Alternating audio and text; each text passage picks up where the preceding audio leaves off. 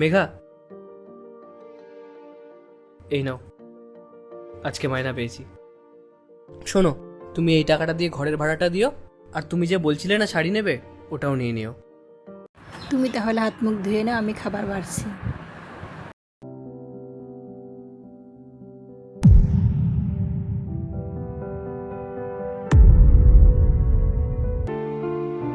হ্যাঁ, এগুলো 30 টাকা প্রাইসে পড়বে। দাদা, এই দুটো দিন। তুমি শাড়ি কিনেছো?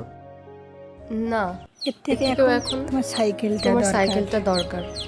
ভাই যেখানে কাজ করে ওই মালিকের পুরনো একটা সাইকেল আছে, 500 টাকায় দিয়ে দিবে।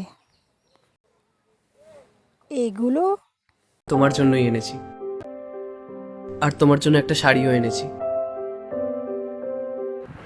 শাড়ি? হ্যাঁ, তুমি নিজের জন্য শাড়ি না কিনে সেই টাকা দিয়ে আমার জন্য সাইকেল কিনলে। জানো, ভগবানের আশীর্বাদে আমি আজকে একটা কাজ পেয়েছি।